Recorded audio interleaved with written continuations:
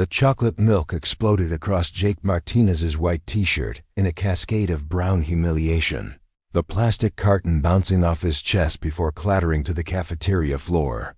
200 students erupted in laughter and gasps as Brad Stevens stood behind the new kids' table, his quarterback hands still dripping with the evidence of his calculated cruelty.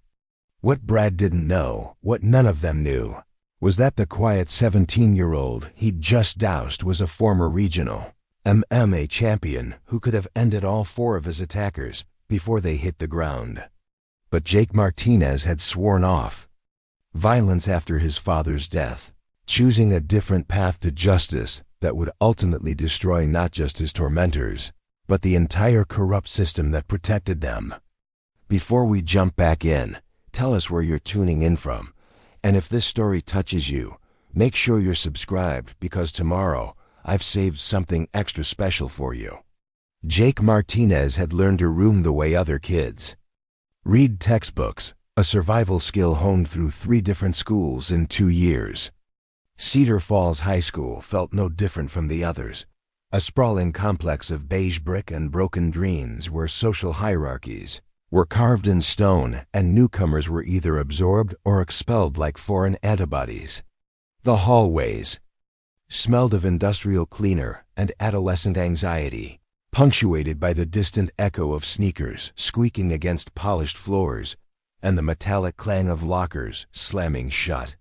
He'd arrived on a Tuesday in mid-October, when the autumn air carried the promise of Friday night lights and the desperate hope that this year's football team might finally bring some glory to a town that had precious little to celebrate.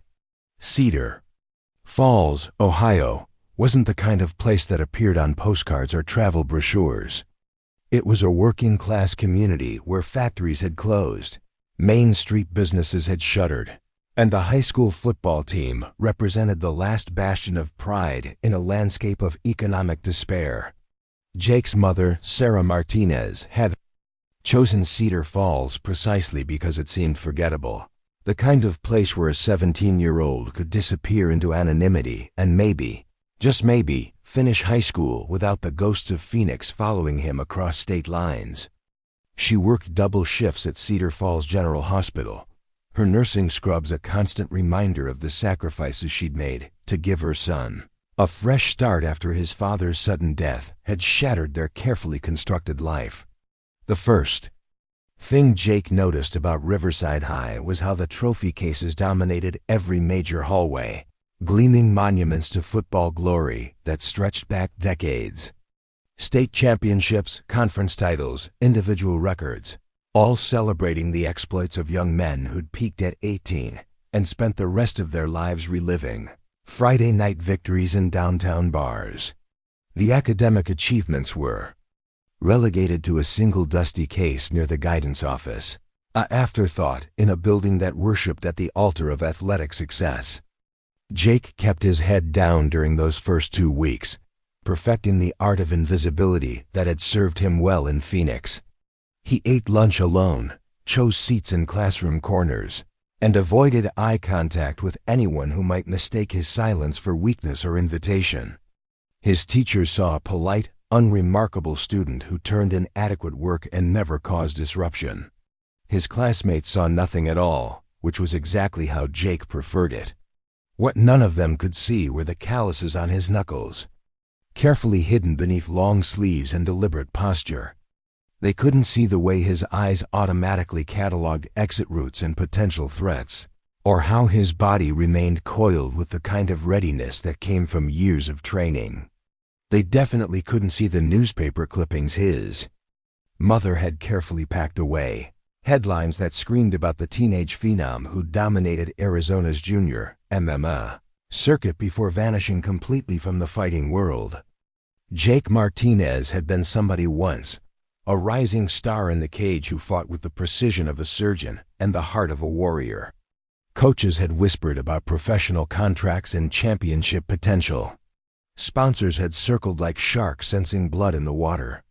The future had stretched before him like an endless highway of possibility, paved with victories and painted in the bright lights of main event cards. Then his father died, and everything changed. Miguel Martinez had been more than a parent. He'd been Jake's trainer, corner man, and moral compass. He'd taught his son that fighting was about discipline, respect, and protecting those who couldn't protect themselves. He'd instilled the code that real warriors never used their skills to harm the innocent. That strength without honor was just bullying with better technique. The night his father collapsed from a massive heart attack in their Phoenix apartment, Jake had made 2 promises. The first was to his mother, swearing that he'd never fight again, that the violence that had defined his teenage years would die with his father's dreams. The second was to his father's memory, a whispered vow in the hospital chapel that he'd find another way to make a difference in the world, another way to be the protector his father had trained him to become. Cedar Falls was supposed to be his chance at redemption, an opportunity to prove that Jake Martinez could be more than just a weapon disguised as a teenager. He'd enrolled in advanced classes, joined the academic decathlon team, and even volunteered at the local animal shelter, desperately trying to build an identity that didn't involve breaking bones or choking opponents unconscious. But Cedar Falls High School operated according to its own brutal logic, a food chain where football players sat at the apex of power and everyone else scrambled for position in the hierarchy below. Brad Stevens ruled this ecosystem with the casual cruelty of someone who'd never faced consequences for his actions. The quarterback's domain extended far beyond the football field, encompassing every social space where teenage reputations were made and destroyed. Jake had noticed Brad during his first week, the way other students parted before him like water around a ship's bow, the way teachers smiled more brightly when he entered their classrooms, the way even the custodial staff nodded respectfully at his passing. Brad Stevens was Riverside High royalty, and royalty, Jake had learned, rarely tolerated threats to their kingdom. The thing about being a former fighter was that you never stopped seeing the world through a combatant's eyes. Jake could assess Brad's physical capabilities within seconds of first seeing him in the hallway, noting the quarterback's broad shoulders and athletic build, the confidence in his stride that spoke of someone accustomed to physical dominance. Brad stood 6'2" and probably weighed around 210, most of it muscle earned through years of weight training and football conditioning. He moved with the loose-limbed swagger of someone who'd never been truly challenged, never felt the humbling experience of being outclassed by a superior opponent. Jake, by contrast, stood 5'9" and weighed 160 soaking wet, his compact frame disguising the deadly efficiency that had made him a terror in Phoenix's junior fighting circuit.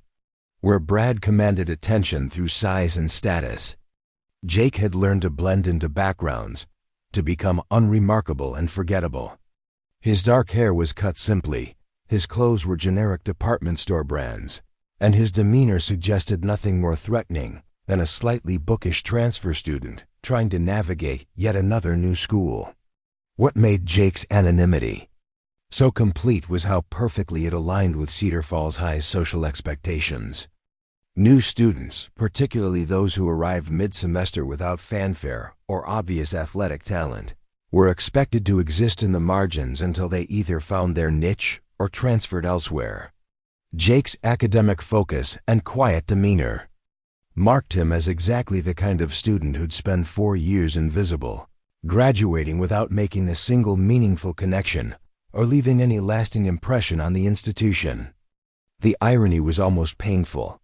3 years earlier, Jake Martinez had been featured on the cover of Arizona Youth Sports magazine, his championship belt gleaming as he posed in the octagon where he'd submitted his opponent via rear naked choke in the second round. The article had called him the future of Southwest MMA, predicting a professional career that would culminate in championship gold and 7-figure paydays. Recruiters from major fighting academies had attended his matches, taking notes and making offers that would have set his family's financial future in stone. His fighting style had been a thing of beauty, combining the technical precision of Brazilian Jiu-Jitsu with the explosive power of Muay Thai kickboxing. Preparing and narrating this story took us a lot of time, so if you are enjoying it, subscribe to our channel. It means a lot to us. Now back to the story. His father had coached him from age 8, starting with basic self-defense before recognizing his son's natural talent and dedicating himself to nurturing it properly. Miguel Martinez had been a journeyman fighter himself, good enough to make a living but never quite elite enough for the big stages. He'd poured all his unfulfilled ambitions into his son's training, creating a fighter who possessed both devastating skill and unshakable moral character. The gym in Phoenix had been Jake's second home, a converted warehouse where the sound of leather hitting heavy bags provided a constant percussion soundtrack to his teenage years. He'd trained alongside grown men who'd made their living with their fists, learning not just technique but the warrior's code that separated true martial artists from mere brawlers. Respect for opponents, protection of the weak, discipline in all aspects of life. These weren't just philosophical concepts but practical guidelines that governed every aspect of his development. Jake's amateur record had been flawless, 27 wins, 0 losses with 19 submissions and 8 knockouts. He'd fought opponents from across the Southwest, many of them older and more experienced, but none had been able to match his combination of technical skill and fighting intelligence. His coaches had compared him to legendary fighters, predicting he'd be competing for professional titles before his 20th birthday. But success in the cage had never translated to popularity at school. If anything, his fighting career had made him more isolated from his peers, who seemed to view MMA as either barbaric brutality or fake entertainment. Teachers had looked at him suspiciously, assuming that someone who fought for sport must have anger management issues or violent tendencies. Parents had whispered warnings to their children about staying away from that Martinez boy, as if his athletic achievements made him dangerous rather than disciplined. The truth was exactly the opposite. Years of training had taught Jake iron, self-control, the ability to remain calm under pressure that would have sent untrained individuals into panic or rage. He'd learned to compartmentalize violence, to understand it as a tool that could be applied precisely and ethically, never as an emotional outlet or method of intimidation. His father had drilled into him that real fighters never looked for trouble outside the gym, that their skills were a responsibility rather than a privilege. Moving to Cedar Falls had required Jake to bury that part of himself completely. His mother had made him promise to focus on academics, to build a future that didn't depend on his ability to inflict controlled violence on willing opponents. She'd seen too many fighters end their careers with scrambled brains and empty bank accounts, their physical gifts ultimately unable to compensate for the sport's inherent dangers and limited earning potential. Sarah Martinez had sacrificed everything to give her son this opportunity for reinvention. She'd sold their Phoenix home, liquidated Miguel's modest savings, and taken a significant pay cut to relocate to Ohio, all in service of her belief that Jake needed distance from the fighting world to discover who he could become without it. Her nursing career had flourished in Phoenix, where she'd worked her way up to charge nurse in the cardiac intensive care unit. But Cedar Falls General had only offered her a staff position with rotating shifts and significantly less prestige. The apartment they'd rented was a far cry from their Phoenix suburban home, a 2-bedroom unit in a complex that had seen better decades. The walls were thin enough that Jake could hear his neighbors' television programs and domestic disputes. The carpet was stained with decades of previous tenants' mishaps, and the kitchen appliances made ominous noises that suggested imminent failure. But it was clean, affordable, and most importantly, anonymous. Jake's bedroom was spartanly furnished, containing little more than a bed, desk, and dresser. The walls were bare, except for a single photograph of his father in his fighting prime, a black and white portrait that captured Miguel's intensity and determination. Hidden in his closet, wrapped in old towels, were his championship belts and fighting trophies, physical reminders of a life he'd left behind but couldn't quite forget. The transition from elite athlete to ordinary student had been more difficult than Jake had anticipated. His body still craved the intense physical training that had defined his teenage years, leaving him restless and sometimes unable to sleep. He'd taken to running long distances through Cedar Falls' quiet neighborhoods, pushing himself until his lungs burned and his legs trembled, trying to exhaust the fighter's energy that still coursed through his veins. At Riverside High, Jake had enrolled in advanced placement courses, determined to prove that his intelligence matched his former physical prowess. Mathematics came naturally to him, the logical progression of problems reminding him of the chess-like strategy that had made him such an effective fighter. His English essays demonstrated a maturity and depth of experience that surprised his teachers, though none suspected that his insights into conflict and resolution came from years of studying combat rather than literature. The academic decathlon team had welcomed him enthusiastically, desperate for someone who could contribute to their perpetually struggling program. Jake found genuine satisfaction in the intellectual competition, the way preparation and study could lead to victory just as surely as physical training had in the cage. His teammates were fellow outcasts, students who'd found refuge in academic achievement because they lacked the social currency that athletics provided in Cedar Falls' hierarchical system. Jake's days at Riverside High followed a carefully constructed routine designed to minimize attention and maximize productivity. He arrived at school 20 minutes before first bell, using the library's quiet morning hours to complete homework assignments and review notes from the previous day's classes. The librarian, Mrs. Patterson, had grown accustomed to his presence, nodding approvingly at the serious young man who treated the reference section like a sanctuary. First period advanced placement chemistry with Miss Rodriguez became Jake's favorite part of each day. The classroom was located in the school's oldest wing, where tall windows allowed natural light to illuminate lab tables. Scarred by decades of student experiments, Ms. Rodriguez was one of the few teachers who seemed genuinely interested in education rather than athletic achievement. Her passion for molecular structures and chemical reactions infectious enough to engage even the most reluctant learners. Jake had claimed a seat in the second row, close enough to demonstrate engagement, but not so prominent as to invite unwanted attention. His lab partner was Maya Thompson, a quiet girl with paint-stained fingers and eyes that seemed to catalog every detail of their shared environment. Maya spoke sparingly during their experiments, but her observations were always precise and insightful, suggesting an intelligence that she kept carefully hidden beneath a deliberately unremarkable exterior.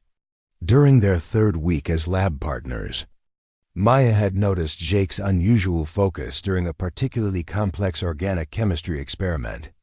While other students struggled with the multi-step synthesis process, Jake approached each stage with methodical precision, his movements economical and purposeful in a way that reminded her of professional chefs she'd watched on cooking shows. There was something almost meditative about how he handled the glassware, measuring reagents with accuracy that suggested experience with situations where precision meant the difference between success and catastrophe. "You've done this before," Maya had observed quietly, watching Jake navigate the delicate process of crystallization without consulting their textbook. Jake had paused, realizing his competence was drawing exactly the kind of attention he'd tried to avoid. "My dad was good with his hands," he'd replied carefully. "He taught me to pay attention to details." Maya had accepted this explanation without further questioning, but Jake noticed her watching him more carefully during subsequent experiments. Her scrutiny wasn't hostile or suspicious, but rather the kind of analytical observation that suggested she understood something about hiding one's true capabilities from casual observers. The rest of Jake's morning schedule consisted of a English literature with Mr. Peterson, a bitter man in his 50s who'd clearly given up any pretense of caring about his students' intellectual development. Peterson spent most class periods reading aloud from whatever novel they were studying, his monotone delivery managing to make even Shakespeare sound tedious. Jake used these periods to work on assignments for other classes, perfecting the art of appearing attentive while actually being productive elsewhere. Third period brought up United States history with Coach Miller, who also served as the school's head football coach. Miller's classroom was a shrine to Riverside High athletics, with championship banners hanging from every available wall space and team photographs dating back to the 1960s, covering most surfaces. The coach's teaching style consisted primarily of reading directly from the textbook while periodically launching into tangential stories about former players who'd gone on to college football success. Jake quickly learned that Coach Miller operated under a very different set of standards depending on his students' athletic status. Football players could arrive late, sleep through lectures, or turn in assignments weeks past their due dates, without consequence. Academic-focused students, however, face strict adherence to every classroom rule and deadline, their performance evaluated with the kind of harsh scrutiny that Miller never applied to his quarterback. The dynamic became clear during Jake's second week when Brad Stevens arrived 15 minutes late to class, still wearing grass-stained practice gear and carrying a breakfast sandwich he proceeded to eat during Miller's lecture about the Industrial Revolution. Rather than addressing the disruption, Coach Miller actually smiled at his star player, making a joke about working up an appetite during morning conditioning that earned appreciative laughter from Brad's football teammates scattered throughout the classroom. When Jake had arrived 3 minutes late the following week due to a delayed school bus, Coach Miller had made a dramatic show of marking his tardiness in the gradebook, delivering a 5-minute lecture about responsibility and respect that was clearly intended to establish classroom dominance rather than address punctuality issues. Fourth period was Jake's lunch break, and he'd quickly established a routine that allowed him to avoid the cafeteria's social minefield entirely. Instead of navigating the complex web of cliques and hierarchies that governed the dining hall, Jake ate his brown bag lunch in Ms. Rodriguez's chemistry classroom, where the teacher often graded papers while listening to classical music on her small radio. Ms. Rodriguez had invited Jake to use her classroom after noticing him eating alone in the hallway during his first week. "The cafeteria can be overwhelming," she'd said with the kind of understanding that suggested personal experience with social isolation. "You're welcome to eat here anytime you'd like."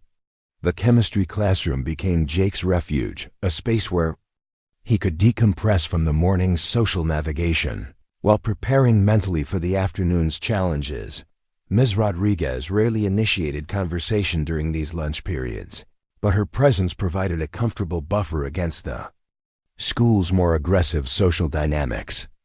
Jake's afternoon schedule included a P-calculus with Mrs. Wong, a demanding teacher whose mathematical expectations remained consistently high regardless of her students' extracurricular activities. Wong had emigrated from Taiwan 20 years earlier, bringing with her an educational philosophy that prioritized effort and achievement over social status or athletic ability. Her classroom was one of the few spaces at Riverside High where academic performance determined social standing, creating an environment where Jake could excel without drawing unwanted attention to his capabilities. Sixth period brought up Physics with Mr. Hendricks, a young teacher fresh out of graduate school, who still maintained enthusiasm for his subject matter despite the apathy of most students.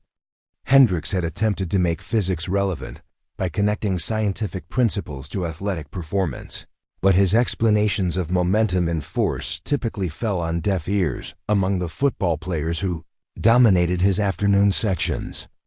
Jake found himself genuinely engaged during physics discussions, particularly when Hendricks explored concepts like leverage, momentum transfer, and the biomechanics of human movement. These principles had been central to his fighting training.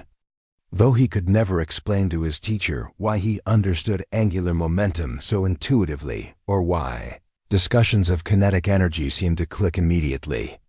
The final period of Jake's day was American government with Mrs. Foster, a passionate educator who'd spent 30 years trying to convince teenagers that civic engagement mattered more than Friday night football scores. Foster's classroom featured motivational posters about voting rights and democratic participation, though her noble intentions were routinely undermined by students who viewed government class as an opportunity to complete homework for other subjects. Jake genuinely appreciated Mrs. Foster's idealism, her belief that engaged citizens could create positive change through systematic effort and principled action. Her lessons about constitutional rights and legal protections resonated with someone who'd grown up understanding that justice required both personal courage and institutional support. After school, Jake's routine involved a solitary walk to the public library downtown, where he spent 2 hours completing homework assignments and preparing for the next day's classes. The Cedar Falls Public Library was a Carnegie building from the early 1900s, its high ceilings and tall windows creating an atmosphere of serious, intellectual purpose that reminded Jake of the academic focus his father had always encouraged. The walk home took Jake through Cedar Falls' modest downtown district, where empty storefronts outnumbered functioning businesses and for-lease signs had become permanent fixtures in most windows. The town's economic decline was visible everywhere, from the potholed streets to the faded murals celebrating long-departed industries. Yet there was something honest about Cedar Falls' struggle, a blue-collar dignity that Jake found more authentic than Phoenix's relentless optimism and endless suburban expansion. His mother usually arrived home around 6:30, exhausted from her hospital shift but always interested in hearing about Jake's day. They'd eat dinner together at their small kitchen table, sharing stories about their respective challenges, while carefully avoiding any discussion of their previous life in Arizona. Sarah never asked about Jake's fighting career, and he never volunteered information about the discipline and training that still influenced his daily approach to every way challenge. The evenings in their Cedar Falls apartment were quiet affairs, with Jake completing any remaining homework while his mother caught up on medical journals or watched the local news. The television volume stayed low out of consideration for their neighbors, and their conversations rarely rose above hushed tones that wouldn't disturb the family next door. This careful attention to others' comfort was part of the Martinez family's approach to their new life, an effort to blend seamlessly into a community that hadn't asked for their presence. Jake's bedroom routine included an hour of bodyweight exercises performed in absolute silence, push-ups and sit-ups and stretching that maintained his physical conditioning without requiring equipment or making noise. His mother knew about these sessions but never commented, understanding that some habits were too deeply ingrained to abandon completely. She'd sometimes notice the controlled precision of his movements when he thought no one was watching, the way he'd unconsciously check corners when entering new spaces or position himself with clear sightlines to exits. The weekends brought a different rhythm to Jake's life in Cedar Falls. Saturdays meant grocery shopping with his mother, trips to the discount store where they carefully planned purchases around sales and clearance items. They developed an efficient system for stretching their budget, comparing prices and calculating cost per unit with the kind of attention to detail that came from understanding how quickly financial security could disappear. Saturday afternoons, Jake would often find himself at Riverside Park, a small green space near the center of town where families brought their children to play on aging equipment, while teenagers gathered in groups that reflected the school's social divisions. He'd claim a bench near the basketball courts, nominally reading homework assignments while actually observing the complex social dynamics that governed adolescent interaction in small-town Ohio. The football players commanded the basketball court with the same casual dominance they wielded at school, their games characterized by excessive physical contact and heated arguments over disputed calls. Brad Stevens was typically at the center of these contests, his competitive nature extending far beyond the structured environment of organized athletics. Even during supposedly friendly pickup games, Brad played with an intensity that seemed designed more to establish dominance than to achieve victory. Kyle Morrison, Brad's best friend and the wrestling team's captain, served as his primary lieutenant. In these weekend displays of athletic superiority, Kyle possessed the kind of compact, muscular build that suggested genuine strength rather than mere appearance, his wrestling background evident in his low center of gravity and explosive movement patterns. Unlike Brad's flashy athleticism, Kyle's physical capabilities seemed more functional and dangerous, the product of a sport that rewarded technique and conditioning over raw talent. Derek Walsh usually accompanied the group, but rarely participated in the actual athletic competition, instead serving as unofficial photographer and social media coordinator for their weekend activities. Derek's role seemed to involve documenting the group's exploits for various online platforms, creating content that would reinforce their status and extend their influence beyond Cedar Falls' limited social boundaries. The dynamic between these three young men fascinated Jake from a tactical perspective, their relationships clearly defined by established hierarchies and unspoken agreements about authority and responsibility. Brad was obviously the leader, his charisma and athletic success providing the foundation for the group's social power. Kyle served as the enforcer, someone capable of backing up Brad's authority with physical intimidation when necessary. Derek filled the role of publicist and organizer, ensuring that their activities received appropriate documentation and social validation. What made their weekend gatherings particularly interesting was how they attracted other students who sought proximity to power without necessarily possessing any notable qualities themselves. These hangers-on would gather around the basketball court's periphery, laughing at Brad's jokes and offering enthusiastic support for his athletic displays, clearly hoping that association with the school's elite would somehow elevate their own social standing. Jake recognized this dynamic from his fighting days, when successful athletes often attracted entourages of individuals who provided validation and support in exchange for reflected glory and occasional access to exclusive events. The difference was that MMA fighters typically earned their status through demonstrated skill and competitive achievement, while high school social hierarchies often seemed based more on family background and inherited advantages than personal accomplishment. Sunday mornings brought a different routine entirely. Jake and his mother attended early Mass at St. Catherine's Catholic Church, a modest building that served Cedar Falls' working class Catholic population with practical spirituality rather than elaborate ceremony. The congregation was composed primarily of hospital workers, maintenance personnel, and service industry employees, people who understood that faith often provided the only reliable comfort in lives characterized by economic uncertainty and physical exhaustion. Father McKenna, the parish priest, delivered homilies that focused on social justice and community responsibility rather than abstract theological concepts. His messages resonated with Jake's sense of obligation to protect those who couldn't protect themselves, though the teenager could never quite reconcile his violent past with the church's teachings about turning the other cheek and responding to aggression with compassion. After church, Jake would spend several hours at the Cedar Falls Community Center, where he volunteered with the youth basketball program for elementary school children. The position had been his mother's suggestion, a way to channel his athletic background into something constructive while building connections within their new community. The work involved teaching basic skills to children between ages 8 and 12, emphasizing sportsmanship and effort over winning and individual achievement. Working with the young players provided Jake with genuine satisfaction, their enthusiasm and willingness to learn reminding him of his own early training days, when every technique was new and exciting. He particularly enjoyed working with the smaller, less athletic children who often received minimal attention from other volunteers, more interested in coaching the naturally gifted players, who might eventually compete at higher levels.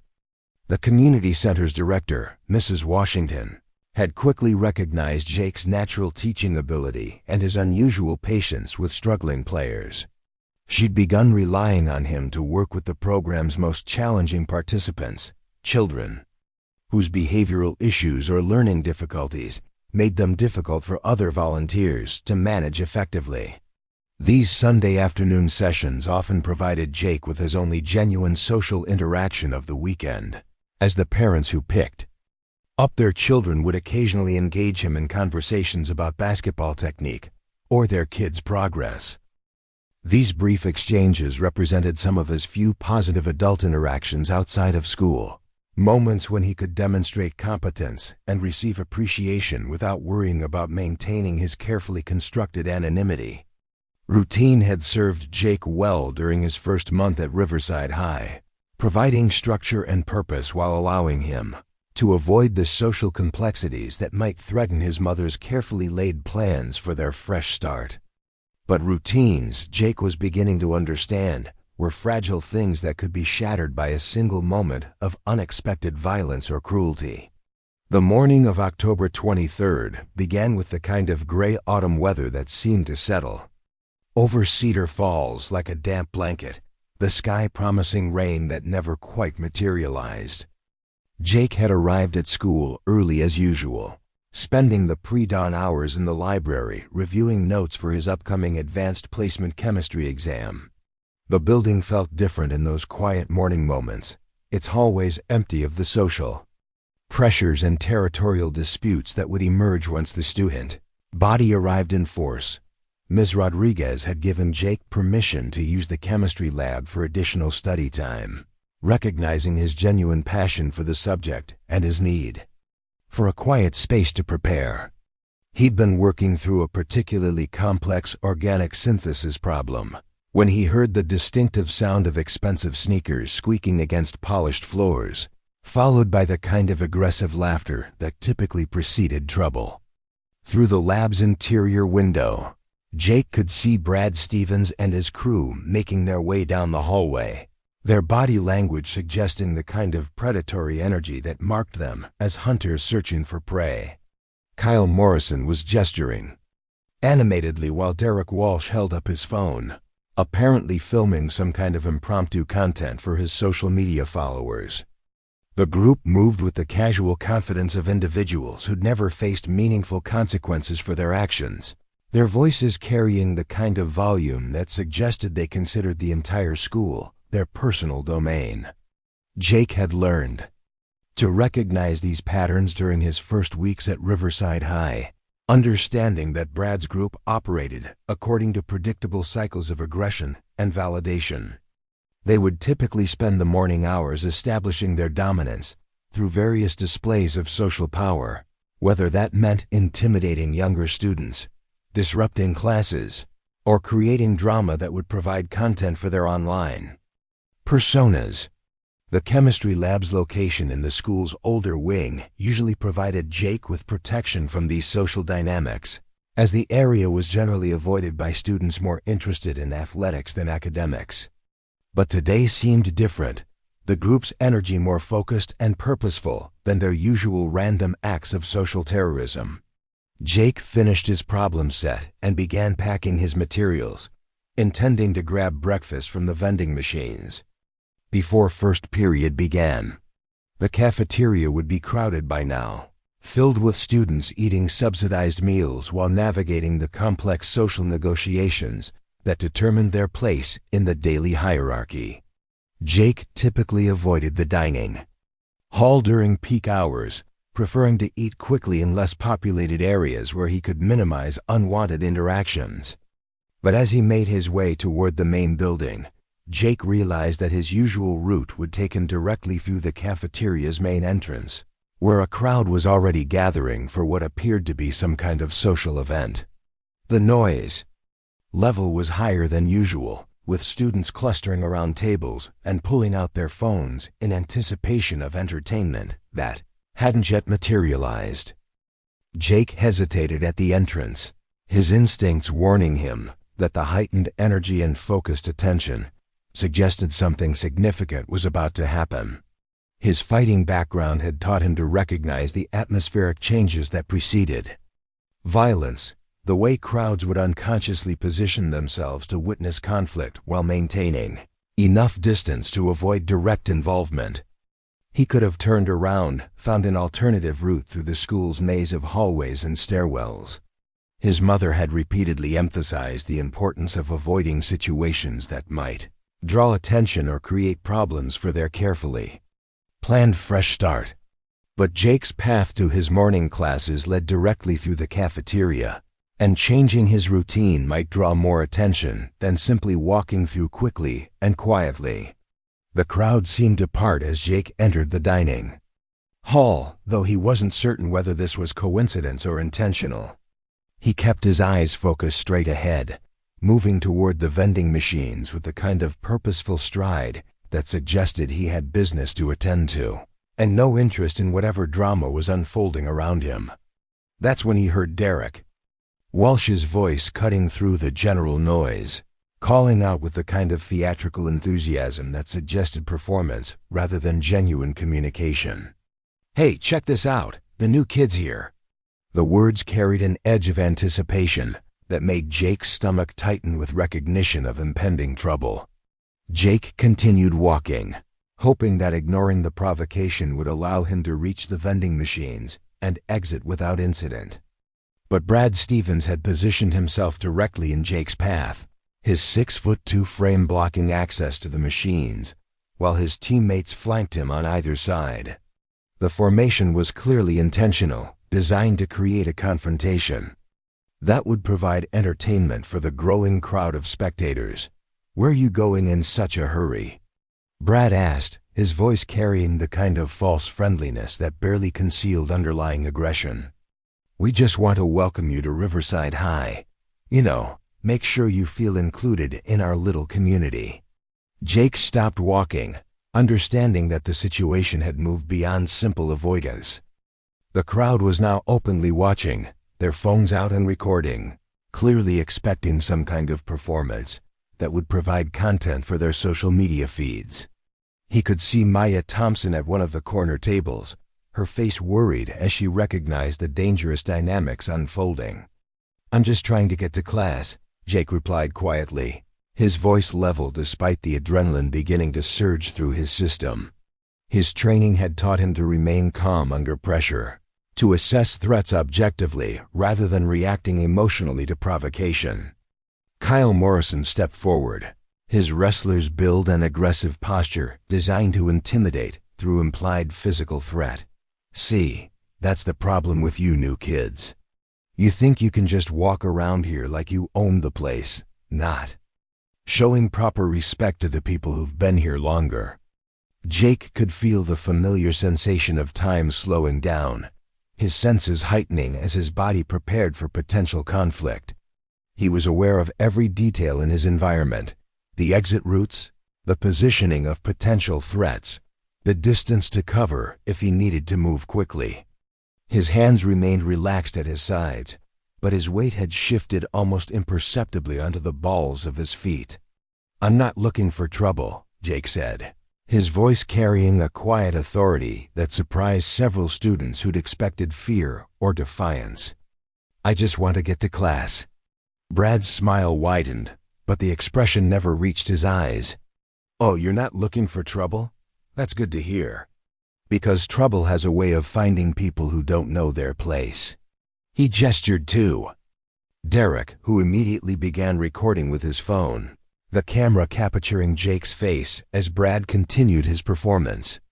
"You see, we have traditions here at Riverside High, ways of making sure everyone understands how things work. And one of those traditions is that new students need to show they're willing to be part of our community." Brad paused, allowing the tension to build while Derek adjusted his camera angle for better footage. The crowd pressed closer, their excitement palpable as they sensed the approaching climax of whatever drama Brad had orchestrated. Jake could see teachers at the far end of the cafeteria, but they were engaged in conversation and apparently oblivious to the situation developing just 50 feet away. Kyle handed Brad a chocolate milk carton, the simple action somehow loaded with menace and intention. The carton was already open, its contents ready to be deployed as a weapon of humiliation rather than nutrition.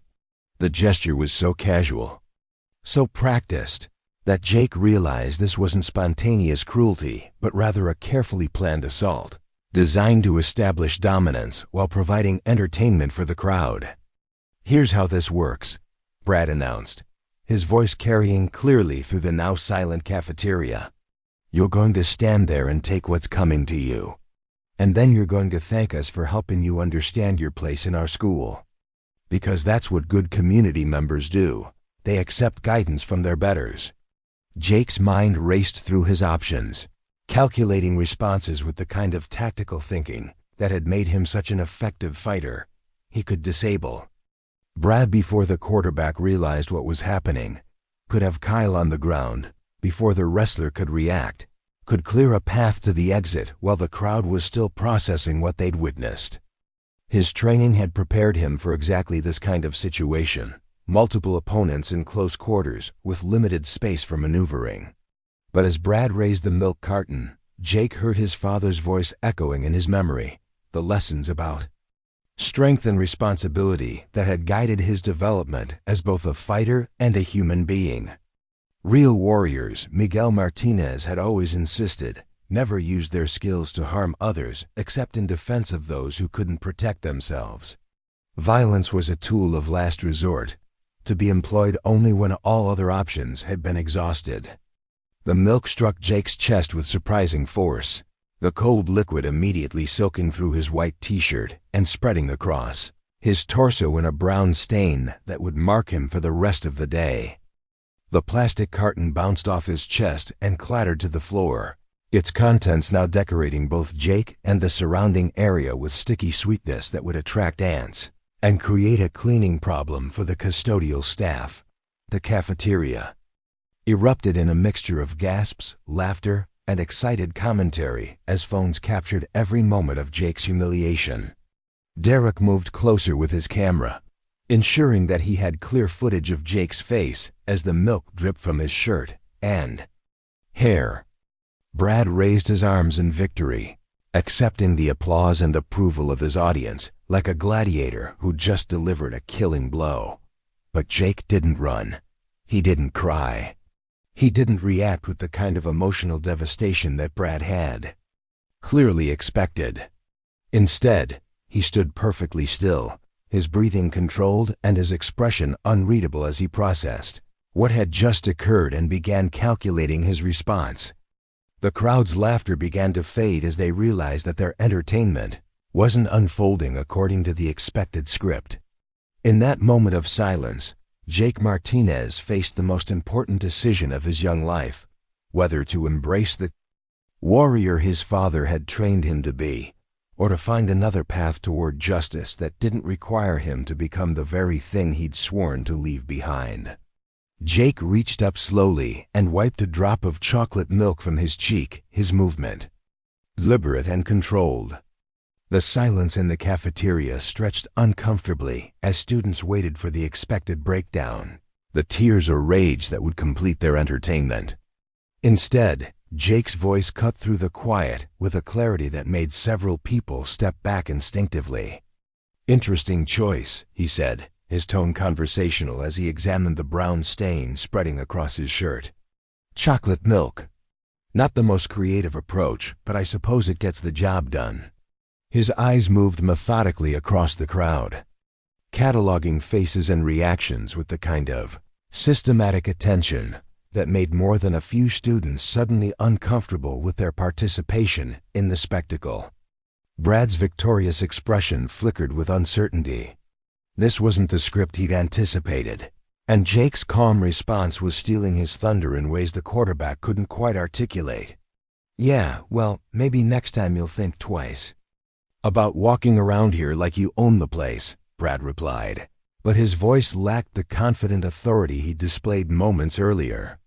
Jake nodded thoughtfully, as if seriously considering Brad's words. "You know what's fascinating about pack behavior?" he continued, his voice carrying easily across the now silent dining hall. It's not really about strength or intelligence. It's about intimidation and the willingness of others to accept that intimidation as legitimate authority. Kyle Morrison stepped forward aggressively, his wrestler's instincts triggered by Jake's unexpected intellectual approach to what should have been a simple dominance display. You think you're smart, new boy? Think your fancy words are going to save you from learning respect? Jake's eyes shifted to Kyle with the kind of clinical assessment that made the wrestler unconsciously adjust his stance. Respect, Jake repeated slowly, as if tasting the word. That's an interesting concept. In most cultures, respect is earned through demonstration of character, competence, or contribution to the community. But here, it seems to be demanded through the application of chocolate dairy products to other people's clothing. The crowd was no longer laughing. Jake's calm dissection of their entertainment was transforming what should have been simple bullying into something more complex and uncomfortable. Derek continued filming, but his excitement had been replaced by confusion as his content veered away from the viral humiliation video he'd expected to create. You got something to say, just say it, Brad snapped, his frustration evident as Jake's intellectual approach undermined his carefully orchestrated demonstration of power. Jake smiled. Then, an expression that didn't quite reach his eyes but somehow managed to be more unsettling than any display of anger would have been. I'm saying that your methodology is flawed. You're operating under the assumption that I'm going to be intimidated by this display, that I'll accept your authority because you've demonstrated a willingness to assault someone with a beverage container. The word assault hung in the air like a physical presence, transforming the atmosphere from entertainment to something more serious and legally problematic. Several students glanced nervously toward the teachers who remained obliviously engaged in conversation at the far end of the cafeteria. But here's what you've actually accomplished, Jake continued, his voice gaining strength and authority. With each word, you've documented your attack on camera, created multiple witnesses to your premeditated assault, and demonstrated to everyone here that your power depends entirely on other people's willingness to be victimized by it. Brad's face was flushing red, his carefully maintained composure cracking under Jake's systematic dismantling of his authority. You think you're tough? You think running your mouth makes you some kind of badass? Jake stepped forward then, his movement so fluid and controlled that Kyle instinctively moved backward despite his size advantage. For the first time since the confrontation began, Jake allowed a hint of the predator beneath his mild-mannered exterior to surface in his posture and bearing. I think, Jake said quietly, his voice carrying an edge that made the hair on several students' necks stand up, that you have no idea who you're dealing with. And I think you're about to find out that there are consequences for your actions that your daddy's money and your football jersey can't protect you from. The cafeteria had gone completely silent now, the earlier excitement replaced by attention. That felt almost electric. Jake's transformation from quiet victim to something far more dangerous was visible to everyone present, though most couldn't quite articulate what had changed about his demeanor. That's when Coach Miller finally noticed the commotion and began walking toward their group, his expression already arranging itself into the kind of willful blindness that had characterized his response to previous incidents involving his star players. Jake watched the coach's approach with interest, recognizing another opportunity to expose the systematic corruption that protected students like Brad. What's going on here?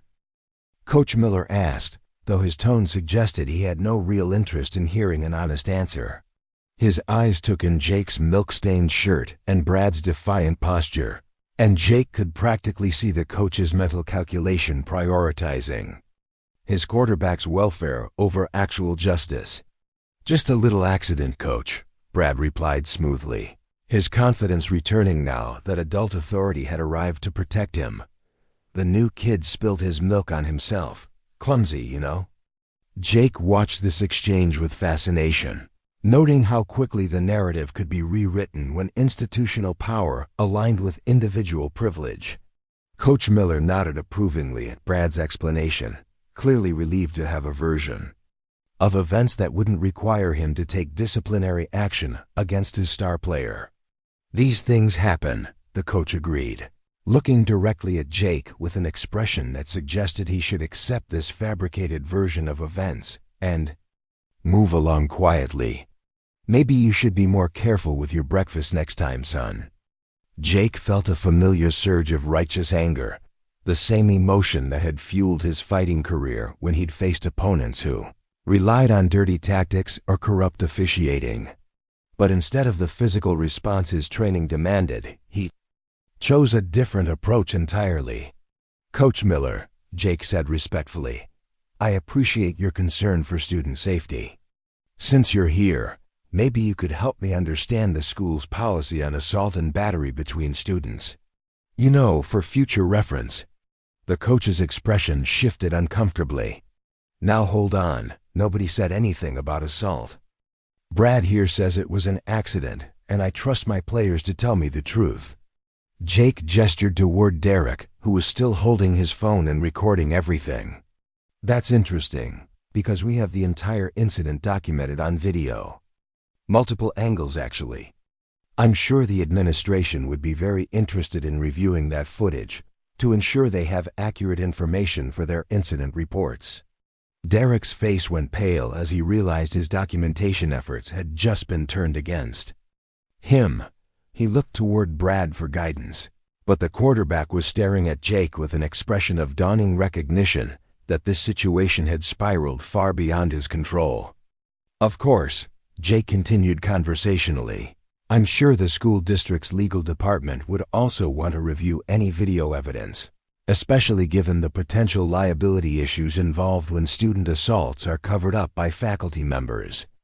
Insurance companies are very particular about that sort of thing. Coach Miller's face had gone through several color changes during Jake's explanation, finally settling on a sickly yellow that suggested he was beginning to understand the legal implications of his attempted cover-up. Now see here, young man, there's no need to go making threats or causing trouble for everyone involved. Jake's smile returned, broader now and somehow more genuine. Oh, I'm not making threats. Coach, I'm just trying to understand how the system works here at Riverside High, because it seems like there might be some confusion about the difference between accidents and intentional assaults, and I want to make sure I'm operating with accurate information. The crowd around them had grown larger as word spread through the cafeteria that something significant was happening. Students were pressing closer, their phones out and recording as Jake systematically dismantled the authority structure that had protected Brad Stevens throughout his high school career. Maya Thompson had moved closer to the action, her artist's eye capturing details that others might miss. She could see the precise control in Jake's movements, the way he positioned himself to maintain advantageous angles while never appearing threatening. There was something almost professional about his approach to conflict, as if he'd been trained in environments far more serious than high school social drama. You know what I think we should do? Jake announced, his voice carrying clearly to every corner of the cafeteria. I think we should all go to Principal Davis's office right now and review this video footage together. That way, we can make sure everyone's on the same page about what actually happened here, and the administration can take appropriate action to ensure student safety. Brad's composure finally cracked completely. You can't prove anything, he snarled, abandoning his earlier pretense at innocent accident. It's your word against mine, and everybody knows whose word carries more weight around here. Jake nodded appreciatively, as if Brad had just made an excellent point. You're absolutely right. Your word probably does carry more weight around here. Your family's donations, your athletic achievements, your social connections, they all combine to give you a kind of institutional protection that someone like me could never access through normal channels. He paused, allowing the admission to sink in before delivering his conclusion. Which is exactly why I'm not planning to work through normal channels. Up next, you've got 2 more standout stories right on your screen. If this one hit the mark, you won't want to pass these up. Just click and check them out.